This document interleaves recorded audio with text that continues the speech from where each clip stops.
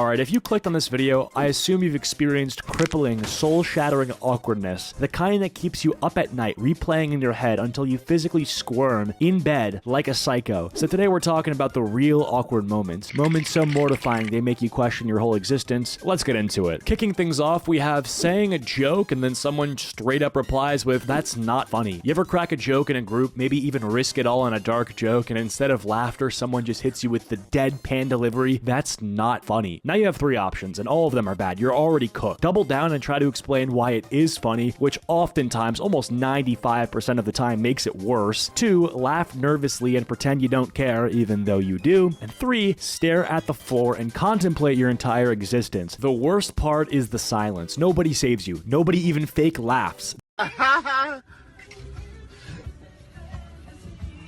They just let you drown in real time. And if someone adds a moral lecture like, "Wow, I can't believe you joke about that." Yeah, bro, you gotta pack your bags, move, go to a different city, state, country. It's over. It's social suicide. While that one might be awkward, it certainly will not make you deeply insecure and unsure about your future as much as this one will. And that is thinking that someone was flirting when they were just being nice. There is no faster way to feel like an absolute clown than by thinking that someone's flirting with you when they're just being polite. Maybe they'll laugh at your jokes, touch your arm, and hit you with the, "Oh, haha, you're so funny." So naturally, your dumbass thinks, "Oh yeah, they want me." So you decide to make a move. Maybe you go in for the kiss, or you hit them with the classic, "You know, I've always thought you were kind of cute." And then they hit you with the dreaded, "Aw, that's sweet." Bro, there's no coming back from this. You just got patted on the head like a golden retriever. You got fucking infantilized, bro. Your only options are to fake laugh and backtrack, pretend you were joking, which doesn't work. 2 is change the subject so fast they forget it even happened. And 3 is to leave immediately and take a sabbatical from talking to human beings. This one hits hard because it makes you question your own experience. Like maybe in the past, everything that led to you getting a kiss in the past happened this time, but you didn't get the kiss. Instead, you got friend zone. You're like, well, shit, maybe things are different. And it can make you go down this rabbit hole where you're considering if you even know anything about talking to women. You will certainly feel socially maladept, but it may not even be your fault. Like maybe the girl is just bad at giving out social cues. Either way, in the moment, it feels so awkward, especially if you're leaning in for the kiss and then she curves you. Whew, absolutely not, bro. You gotta go home. All right, next up, we got accidentally liking your ex's post from years ago. Look, man, we've all been there. You're feeling a little curious, maybe wondering if your ex upgraded or downgraded after the breakup. Look, bro, if you're watching this video, guarantee you she downgraded, okay? No worries. So you go digging, and then it happens. You accidentally double tap a post from 2017. Sheesh! This is career ending, okay? Even if you unlike it instantly, the damage is already done, the notification went out, and now your ex knows you were deep stalking. Yeah, you're cooked. I mean, you're just cooked. This is a scenario where you either have to pretend, you know, nothing happened and pray they didn't notice, or 2, you know, send a random DM saying like, "Oh, you know, I was on your page to just see if you're okay and whatever. I know you were struggling with this." I don't know. Number 3, this one I highly recommend. You can block them and fake your death. Block them and fake your death. That's a pretty good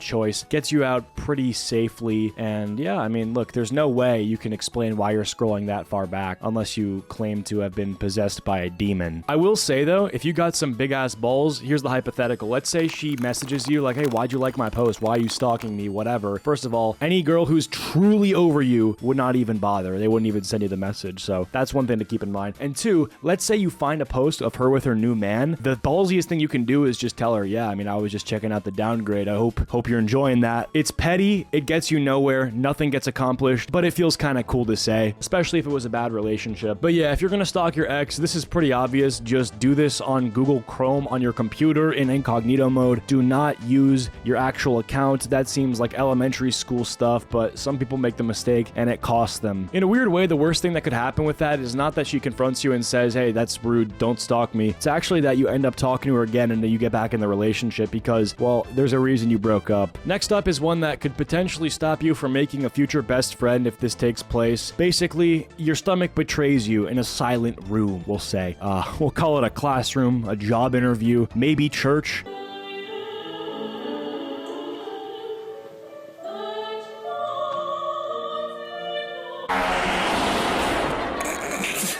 Oh shit.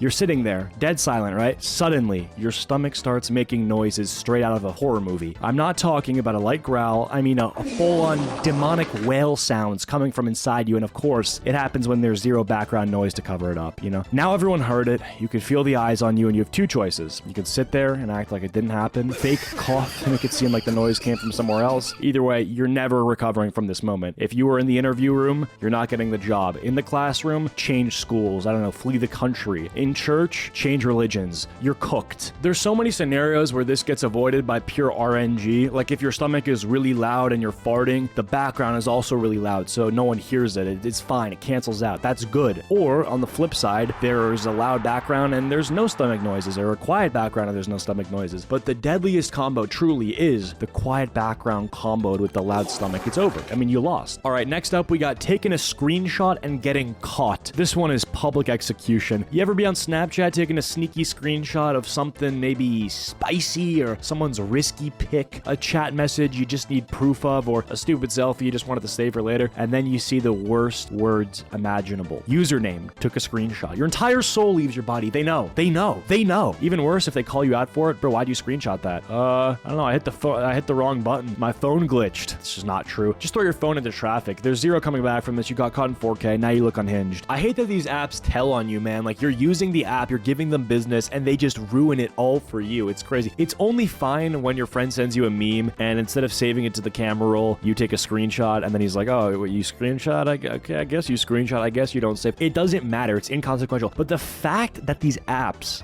it's just weird to me. They know. They literally know that they're telling on you, and yet it's still in. Weird. All right, next up is luckily one I haven't had to deal with, but it's watching an adult scene in a movie with your parents next to you. There's just no way out of this one. Like, you could be watching the most normal, family-friendly movie, ever, and then out of nowhere, boom, full-blown nudity. Now you're with your parents, just sitting there acting like you're suddenly very interested in the popcorn bowl.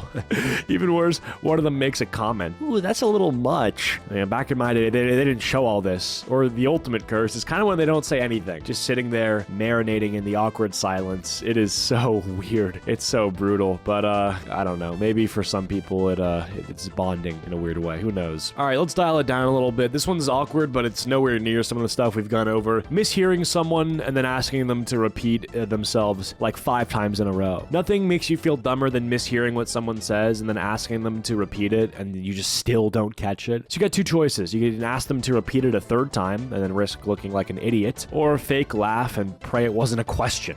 Except, option 2, it's dangerous. What if they're saying something serious? Now, like they said, my grandma just passed away. You're a monster. You're evil. You can't laugh. All right, so if you've lived through any of these, congrats. You've now got lifelong trauma. So I guess drop your awkward moment in the comments, and I'll rank them from mild cringe to you need a new identity. And yeah, we'll see what's happening with this. Anyway, if you guys enjoyed, be sure to leave a like. If you didn't, leave a dislike, and I'll see you guys all in the next video. Peace.